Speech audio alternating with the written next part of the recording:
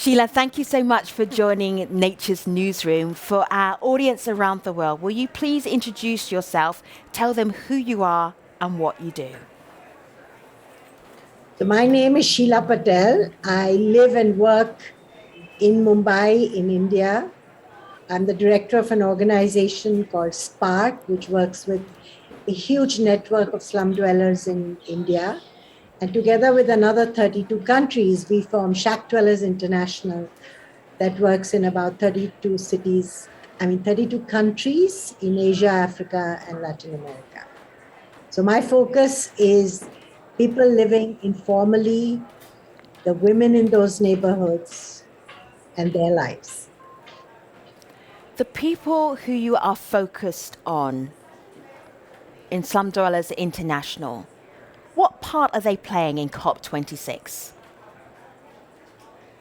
Unfortunately, none of us have been able to come to COP, but I think that by the very things that we did in this whole year and a half of COVID, in cities, in informal settlements, and our deep commitment to creating our practices to survive in cities that are hostile and extremely adversarial to us really represents the huge potential for these communities to embrace the climate change process and to produce adaptation practices and resilience that can transform the lives of the bottom 2 billion people in the world today. That's what I think we represent, because we're a movement, we make a lot of noise, and we want to be heard.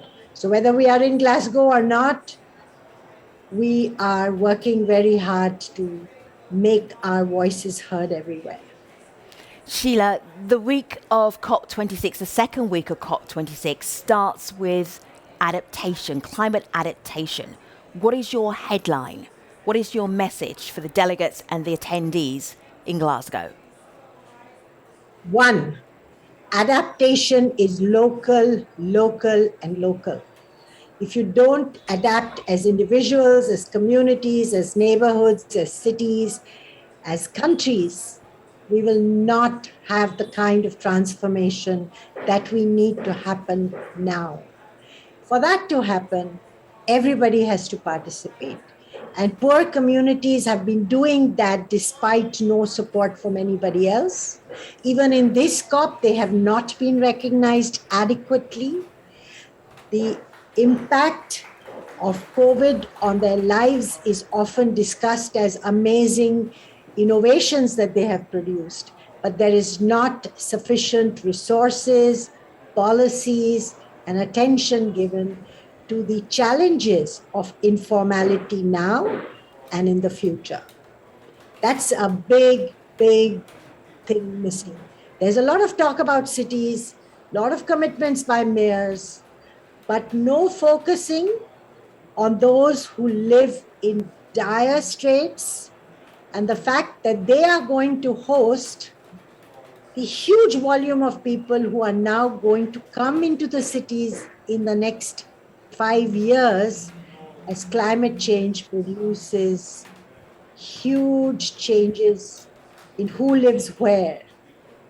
It's not rocket science that poor people are going to come to poor neighborhoods that are already dense, ignored, marginalized, and not supported.